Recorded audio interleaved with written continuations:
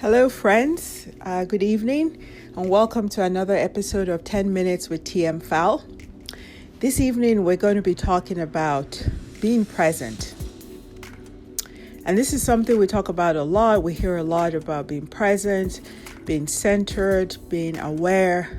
There's a lot of talk about meditation and gratitude. These are all so important. And I'd like to just focus in on why it's important to stay present. So we know life is really about the past, the present, and the future. And the present is the only thing we have right now. So the present is where you are. It's what you have. You're not guaranteed the future. And you can't go back in the past. So sure, you can go back in the past in your mind and you can relive memories and experiences, good, bad, or ugly. And you can think about the future and plan for the future and dream about the future and worry about the future. But it's not given, it's not a given, and it's not a guarantee. What we have is the present, and that's where we need to be. So why aren't we present a lot of times? Well, sometimes we're distracted. Sometimes it's just romanticizing the future. But when something happens, when a relationship ends, when a job ends, when there's a loss, sometimes we feel like it's easy to go back in the past and relive the past. Or we say, well, I wish I could really just move things along and be in the future when this hardship is over, when this pain is over, so I can live my best life. Well, like we said, we can't go back in the past physically, and we really cannot guarantee the future. So you have to be present and stay present because that's where you are. So my example is, let's say a divorce or a separation. And sometimes as women, we kind of get stuck. We get stuck in the past and we're not there to enjoy the things in our present. If you have children, we're not there present for them. When you have a job, you're not fully engaged. Your friendships, your relationships, because you keep thinking about the past or you're thinking about a different time when things are where you want them to be. Well, that doesn't serve you because we only have one life. We have one life to live. And when you're missing out on small and big things that happen on a daily basis, missing out on cultivating relationships, deepening friendships that are there for you, bonding with your children in a way that is relevant and deep, then we're missing out on a lot, more than anything that we think about.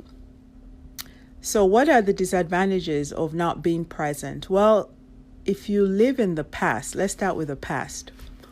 If you go back in the past and you keep living in the past, first of all, you're not physically there. Second of all, it really cannot make you happy in the present because you're either thinking about a past that was in your mind perfect, a relationship that was awesome, a marriage, a job, whatever it was. And so you're really living now with regret about what could have been, what didn't happen, what should have happened. Or if the past was horrible and you were in a relationship that was bad or abusive or a job that was toxic or friendship that was toxic, you keep reliving that and all you feel is guilt about the choices you made or didn't make, guilt about staying in that relationship too long, guilt about staying in the job too long. You're angry, you're upset, and it doesn't serve you well. So the past is important because we do have to reflect on the past. We want to forgive ourselves. We want to learn from the past, but we don't want to live in the past. Now let's go into the future. There are people who just keep dreaming and romanticizing that time when they find the perfect mate again. They find the perfect job. They find the perfect home. They find everything that is not right now. And they live in that place. And what that does is allows you to be unhappy because in that case, you're unhappy about your present. It also gives you sometimes anxiety because you're worried about the future. It gives you, sometimes you worry about it. But either way, if you're living far ahead in the future, you're not enjoying the present. So again, the future is there for us to hope for. You hope for a better future. You plan, you put things in place in your present to make that future ideal and where you want it to be.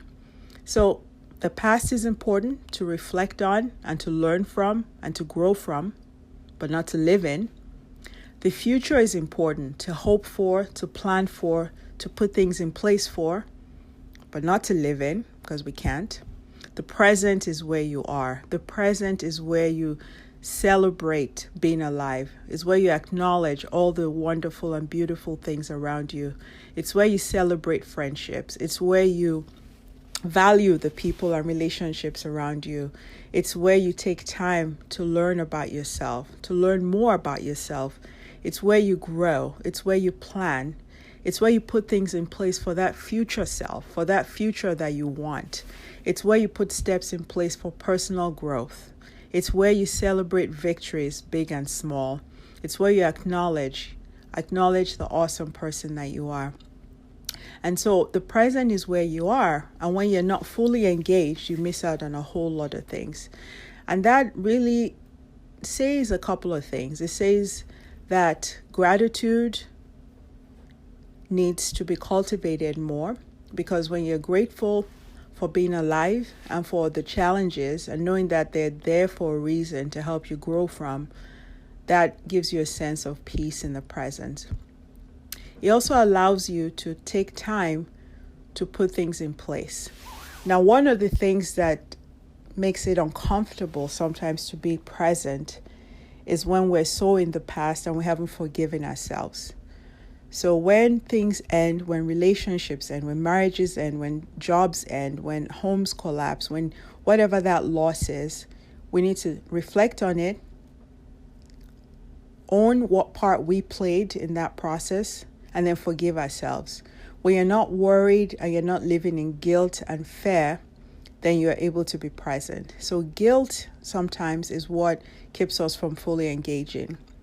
And then fear and anxiety about the future based on our present sometimes allows us not to be comfortable in the present. So bottom line is, we want to be present because that's where we are. We want to be grateful for being alive. We want to be thankful for the relationships and the people in our lives. We want to nurture and grow. We want to replenish and renew ourselves, our minds, our bodies, our souls, our spirits in the present. We want to be able to put things in place for that future self, that future situation, knowing that the actions and steps and things we do in the present is really going to inform what happens in the future. So my friends, as we round out, bottom line is be present, because that's where you are. It's what you've been given. It's what you have. You can't live in the past. You can't live in the future. We reflect from the past. We learn from it. We grow from our experiences. And hopefully they make us better in our present. Not bitter, but present.